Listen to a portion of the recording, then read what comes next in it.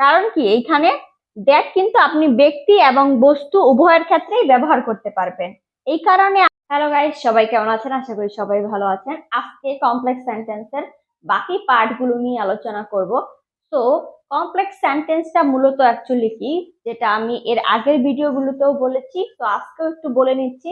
Complex সেন্টেন্সটা মূলত হচ্ছে কি, একটা ওয়ার্ড দ্বারা দুইটা সেন্টেন্স যুক্ত থাকবে, তখন এটা আপনি কি বুঝতে পারবেন যে এটা কমপ্লেক্স সেন্টেন্স। তো কোন ওয়ার্ড গুলো দ্বারা হচ্ছে দুইটা সেন্টেন্স যুক্ত থাকবে, যেমন তার মাঝখানে কি থাকবে, দুইটা সেন্টেন্সের মাঝখানে একটা ওয়ার্ড থাকবে, যেমন so that, that, why, when, হোয়ার।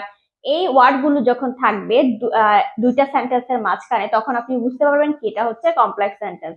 তো কমপ্লেক্স সেন্টেন্স কিন্তু রাইটিং এর ক্ষেত্রে এবং স্পিকিং এর ক্ষেত্রে খুবই গুরুত্বপূর্ণ। এটা যদি আপনি আয়ত্ত করতে পারেন তাহলে আপনার মার্কিং পয়েন্টটা কিন্তু অনেক বেড়ে যাবে। তো এখানে কিছু উদাহরণ দেওয়া আছে, চলুন সেগুলো দেখে নিই যে কমপ্লেক্স সেন্টেন্সটা আপনি রাইটিং এর ক্ষেত্রে এবং কি স্পিকিং এর ক্ষেত্রে কিভাবে ব্যবহার করবেন। চলুন। তো এখানে দেখুন, আমি শহরে যাচ্ছি, একটা ভালো ল্যাপটপ কিনতে পারি। এই সেন্টেন্সটা, ফুল সেন্টেন্সটা কেমন হচ্ছে, একটু অসম্পূর্ণ লাগছে না? তো এইখানে যদি আমি শহরে যাচ্ছি, এইখানে যদি আমি একটা ওয়ার্ড ব্যবহার করি, দেখুন, সরি, যাতে, যাতে, যাতে ইংরেজি কি, সো, সো দ্যাট। দেখুন, আমি শহরে যাচ্ছি যাতে একটা ভালো ল্যাপটপ কিনতে পারি। I am going to the city so that I can buy a good laptop. এখানে আমি so that কেন, এই যে জাতের ইংরেজি কি, so that, that's why কি আমি এখানে so that ব্যবহার করেছি। তো এখন দেখুন সেন্টেন্সটা কিন্তু ফুলফিল হয়ে গেছে, তাই না? I am going to the city so that I can buy a laptop.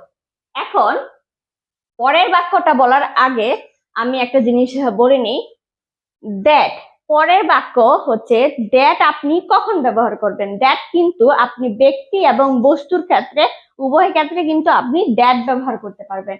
তো এখানে যদি আমি সেন্টেন্সটা দেখি, আমার কাছে অতিরিক্ত কোনো টাকা নেই, আমি তোমাকে দিতে পারি।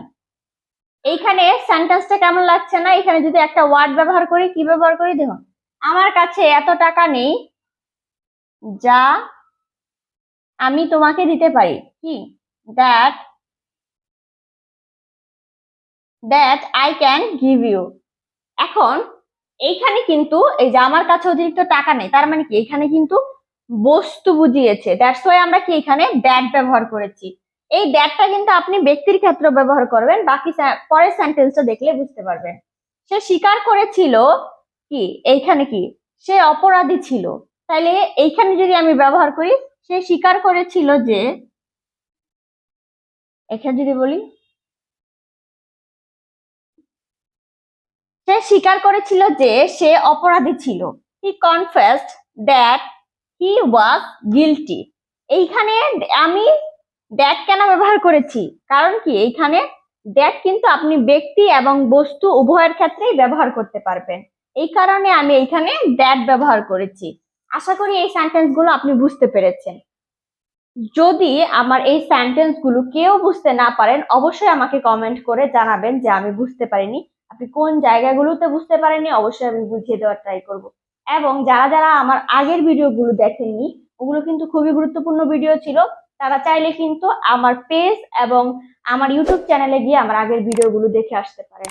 তো আজকে এই পর্যন্তই, দেখা হবে অন্য কোনো ভিডিও। ততক্ষণ পর্যন্ত সবাই ভালো থাকবেন। ধন্যবাদ সবাইকে।